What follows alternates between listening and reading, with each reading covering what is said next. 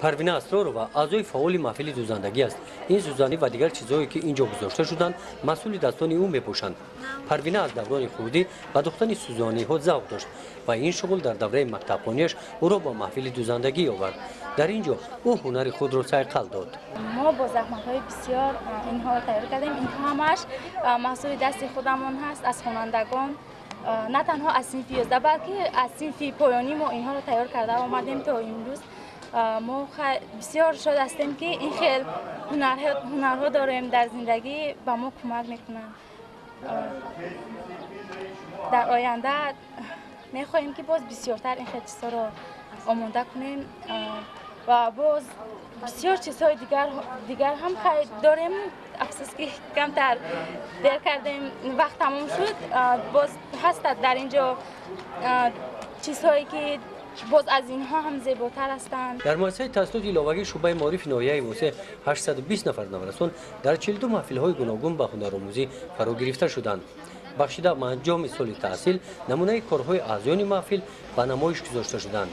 اعضای محفل در تمام چهاربینی‌های ناحیوی، ولایتی و جمهوری فعالانه اشتراک دارند.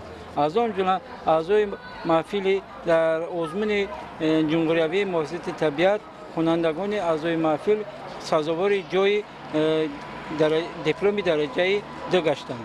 در تمام چهاربینی‌ها محفل دوتار نوازان، کندکاری، کشورشناسی، وطن پرور فعالانه اشتراک میکنند. با مقصد آموزش تجربه پیشقدم در این روز دیرکتوران مؤسسه‌های تحصیلات ایلاوگی شهر و ناحیه‌های منطقه کلوف و ناحیه وسیع آمدند و فعالیت محفل‌ها آنها از نزدیک شناس گردیدند. این نوآوران اعضایان محفل وطن پرور هستند. محفل وطن پرور مؤسسه تحصیلات ایلاوگی ناحیه وسیع غالب آزمون وطن پرور در سال 2016 در ولایت ختلان میباشد. اعضایان محفل در کارهای جمعیتی ناحیه اشتراک فعالانه دارند. در مؤسسه تحصیلات ایلاوگی محفل ادیبان جوان فعالیت دارد. عضو اتفاق نویسندگان تاجیکستان اسلام تومانوف رهبر این محفل است. اعضایان محفل شعر میخوانند و کارهای ایجادی مشغول میشوند. از حیات ادیبان گذشته صحنه‌ها تیار مینمایند. در مکتب‌ها رفته بین دیگر خوانندگان کارهای خود را نمایش میدهند. با مهنت اعضایان محفل نوشته‌های ادیبان ناحیه در این کتاب جمع آورده شده‌اند.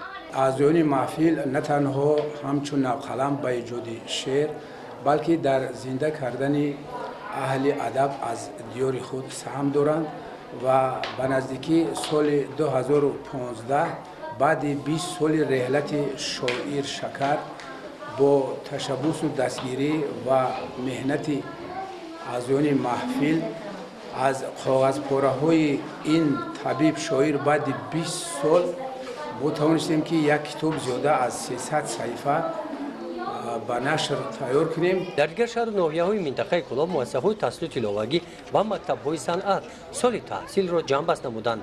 در ناحیه فرخور بخشیده به جنبست سال تحصیل با نام غنچه‌های صنعت نمایش کارهای اعضایان محفل‌های مکتب صنعت بچگانه دایر کرده شد. خلب این بنا را مهراب مگنیف ساخته است. من می‌خوام که این بینایی که من در اینجا شما ببینید این بنا را می‌خوام در آینده یک چهارخوره تیار کنم که با مانند همین باشد لیکن آن هم بلندتر. نمونه کارهای دیگری رسامی مهراب در این نمایش گذاشته شدند. همچنین در این نمایش نمونه کارهای همه محفل‌ها را دیدن ممکن بود. نمایندگان مقامات اجرایی حاکمیت دولتی ولایت ختلان و ناحیه با هنر و مهارت نوآوران اعضایان محفل‌های مکتب صنعت ناحیه از نزدیک شناس گردیدند. در مکتب صنعت بچگانه ناحیه فرخور 2 شعبه فعالیت دارد. 18 معلمان آموزگاران کار فعالیت میکنند و 291 تا خواننده داریم که از زیادتر اسباب‌های خلقی درس میگیرند و با باوری تام گفته میتوانم که در تمام چهاربینی‌های ناحیه مکتب صنعت بچگانه فعالانه اشتراک میکنند.